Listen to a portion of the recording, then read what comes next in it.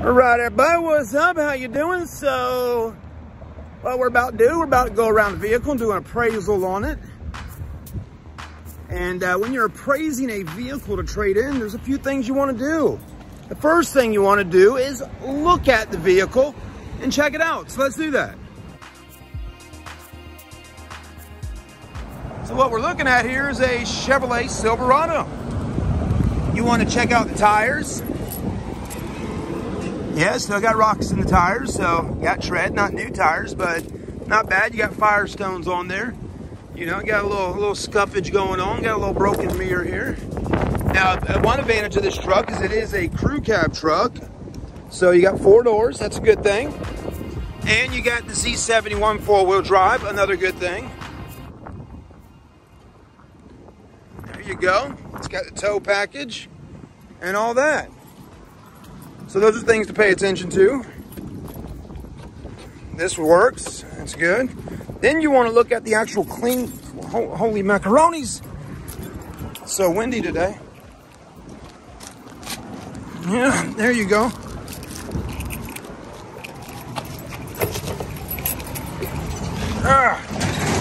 Then you want to look at the cleanliness of the truck. You know, sometimes some customers will have their vehicle all cleaned up and looking good before they bring it to a car dealer to get it appraised, right? And then you got other folks that really weren't maybe thinking about maybe getting another car, but then they rode by your store and they saw a car and then they said, let me pull in there and take a look at it real quick. And that's kind of the situation sometimes that happens. But anyways, you know, those sporadic decisions. All right, she's cranked up. Another thing you want to check when you're appraising the car is that the AC blows cold. You know, sometimes people will add a little bottle of Freon into a vehicle or something like that just to get it through the inspection of getting appraised. Because if the AC doesn't work, well, goodness gracious, great balls of fire. You could have a leak in the system or have to have a compressor changed out. But usually, if you got a leak in the system and it leaks out after a week or two or a day, you know, then you got to put more Freon in. So other things to pay attention to, do the windows work, right? Hitting the button, not getting any play in the window, right? So we either got a button or a switch out, or we got a window regulator out on the driver's side. Passenger works, that one works, and that one works. So driver's side window is out, which kind of sucks. We also got a check engine light on, and we got mileage on the truck right now.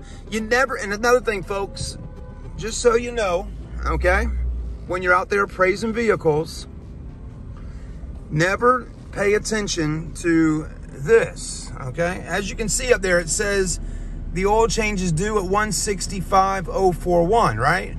The truck has got 181,860 on it. So obviously he has not taken the truck to get an oil change, or maybe they haven't switched out the sticker. But you know, when someone goes, hey, what's the miles on the truck? If you look up there, that's not always accurate, as we know.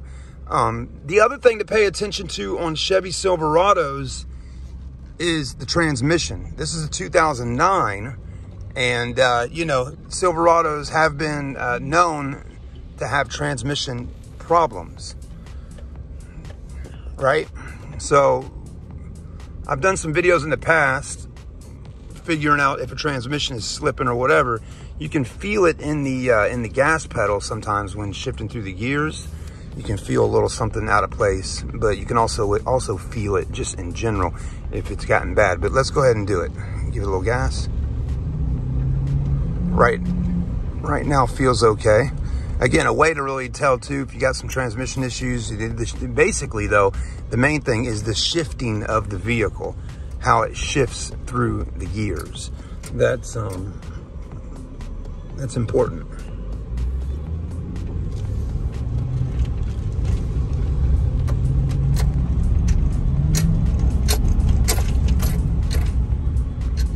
So far, this one seems to be shifting okay. Oh boy, the road ends. And this is definitely probably not somewhere you want to be Holy macaronis, look at that. Is that not the spookiest house in the whole neighborhood? All right, let's go ahead and test out reverse because we have to. And that mirror really is horrible.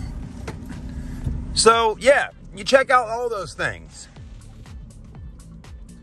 Also, when appraising a vehicle, what can you ask a customer that is really important, right? What can you ask them?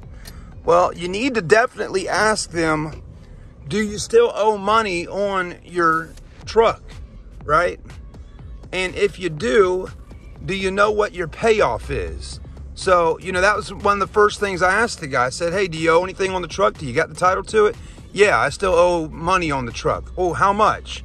You know, oh, well, I owe $11,000 on the truck. Well, right off the bat, I knew immediately, just because I've been in the car business for a while, and I know used vehicles and trucks and what they sell for and all that, I knew right off the get-go that most likely he is upside down in his truck.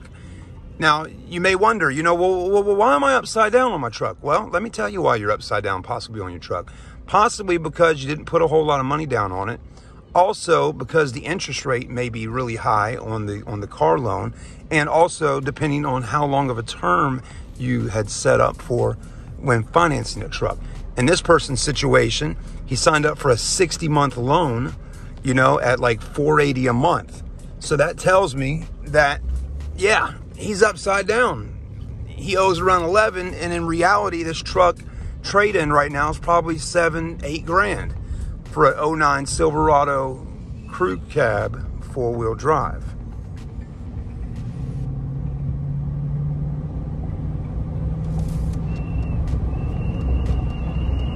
It's weird, got a little whistle going on. Now the other thing is people will give you all kinds of reasons on why they want to get a different vehicle. In this person's situation, he wants to move back out to a different place, you know, where he was from on the other side of the country. And anyways, his reasoning for that is, you know, I don't need the truck anymore. I want to get something that's getting better fuel economy and something with all-wheel drive. So this is 4-wheel drive. But anyways, that's kind of some of the basics. Check engine lights on. You know, if the car didn't have some of the damage that it has on the outside, the meter's not a big deal. You can order that. But if it didn't have such a high payoff and all those different things, it might be, you know, worth doing. The other thing to pay attention to is, you know, if they owe that much money on their car and they're upside down and their credit's not the best, they're going to need a really massive down payment to get out of it and get into another car loan. So that's also important. How much money do you have down?